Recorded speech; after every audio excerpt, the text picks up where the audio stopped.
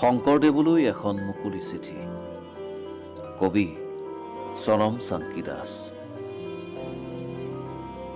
আৰু আমি কেতিয়াবা এনেকৈ ভাবিব পাৰোঁনে যে এদিন অমানিশা মুঠি বুঠি জোনাক ফুল লৈ আপুনি আহিব?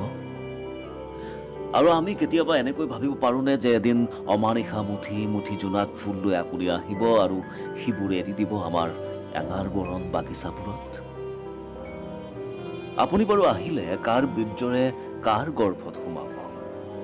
সত্যসন্ধা কুসুম্বৰৰ হাৰত এতিয়া সাধুকথাৰ বীজ গজিছে। কি দিব আমাক নতুন জনমে আপোনাৰ? অন্য এখন কীৰ্তন, অন্য এখন গুণমালা। সময়ে সানি দিয়া নামৰ আগৰ এলান্ধু গুচাওঁতে 6 বছৰ গুচি যাব আপোনাৰ। ভালেই কৰিলে নে ভুলেই কৰিলে আপুনি আপোনাৰ আত্মজীৱনীখন নিলিখিলে? W.L. স্মিথ অথবা প্ৰভাত চন্দ্ৰ দাসৰ ওচৰত আপুনি কৃতজ্ঞ হ'বনে? 12 বছৰ বয়সলৈ পাৰিবনে বংফল খাই ঘূৰি ফুৰিব? দিয়া হ'বনে আপোনাক সেই স্বাধীনতা? ধেমালিতে শিঙত ধৰি সাৰ গুৰু এটা পাৰিবনে বগৰাব?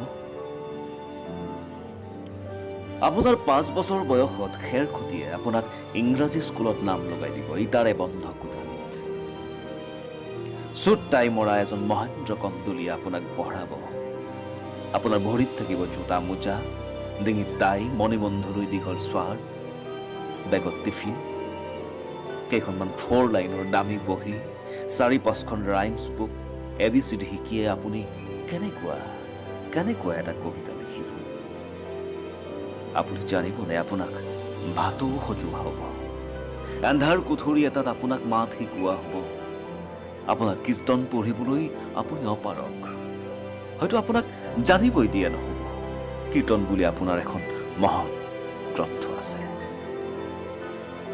আপুনি দেখিব হাবিয়ে বননিয়ে গাঁৱে ভূঞে অসমৰ বহুতো মাধৱ ঘূৰি আছে।